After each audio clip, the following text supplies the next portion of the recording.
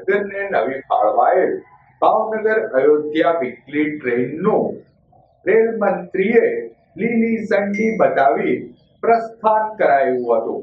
Bhavnagar terminus ખાતે rail મંત્રી અશ્વિની વૈષ્ણવજીની ઉપસ્થિતિમાં યોજાયેલ કાર્યક્રમમાં 3 નવી એક્સપ્રેસ ટ્રેન સેવાઓ ભાવનગર અયોધ્યા એક્સપ્રેસ, રીવા પુણે એક્સપ્રેસ અને જબલપુર રાયપુર એક્સપ્રેસને રેલ મંત્રીએ લીલી ઝંડી બતાવી પ્રસ્થાન કરાયું હતું. રેલ મંત્રીશ્રીએ પોતાના ઉદ્બોધનમાં જણાવ્યું હતું કે ભાવનગર અયોધ્યા ટ્રેનથી સંસ્કૃતિ અને શ્રદ્ધાનો સંગમ થશે. આ ઉપરાંત ભાવનગરના વેપાર અને પર્યટનને વેગ મળશે. રેલ મંત્રીશ્રીએ આ તકે ભાવનગરને 2 નવા રેલવે ટર્મિનલ અને કન્ટેનર પોર્ટ ટર્મિનલની ભેટ આપી હતી. વધુમાં ભાવનગર ટર્મિનસની કાયા પલટ માટે રેલ મંત્રીએ પ્રતિબદ્ધતા દર્શાવી હતી. બન્યો હવે સરળ. આ ટ્રેન જે આપશે આપણી આસ્થાને બળ અને જે કરશે કનેક્ટિવિટીને સરળ એવી ભાવનગર અયોધ્યા એક્સપ્રેસ. અયોધ્યાને જોડતી વીકલી ટ્રેનના આજે દેશના રેલવે મંત્રીએ શુભારંભ કરાવ્યો.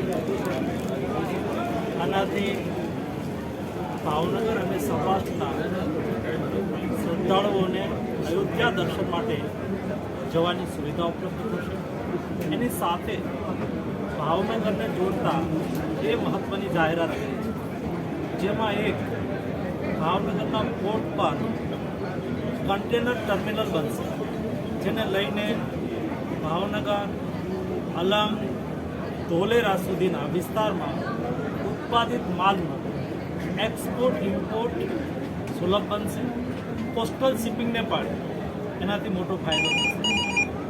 એ જ રીતે ભાવનગર ડિવિઝનની અંદર પોરબંદર ક્ષેત્રમાં પણ પોરબંદરથી રાજકોટને જોડતી એક વધારાની ટ્રેન ચાલુ થશે, જેથી કરીને પોરબંદર રાજકોટ આવતા જતા લોકો માટે સુવિધા ઉપલબ્ધ થશે.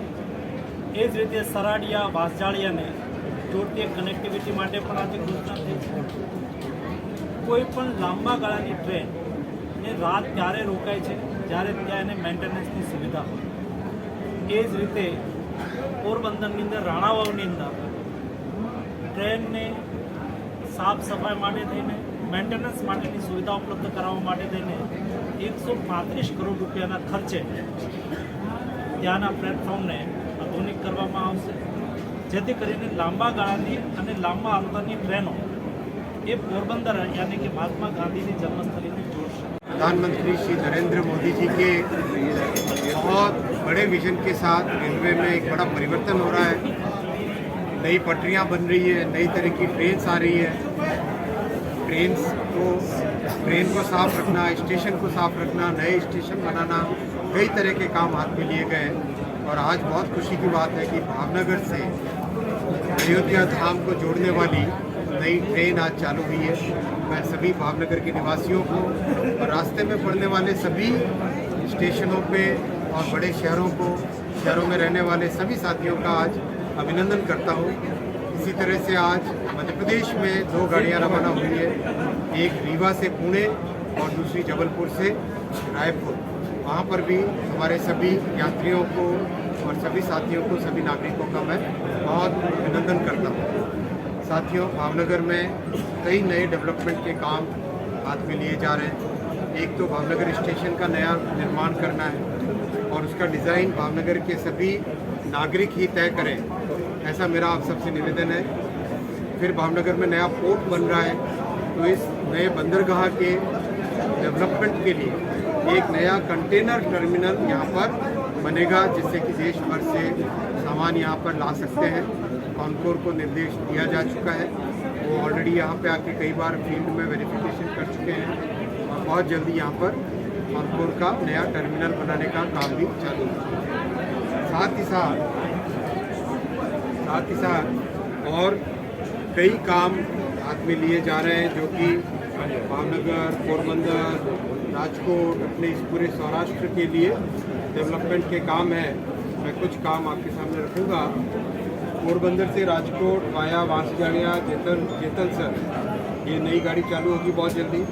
राणावाव स्टेशन पे नई कोच मेंटेनेंस फैसिलिटी 135 करोड़ रुपए के सेंक्शन के साथ। फिर सारड़िया बांसगाड़िया न्यू लाइन, इसका DPR के लिए आज FLS सेंक्शन हुआ है।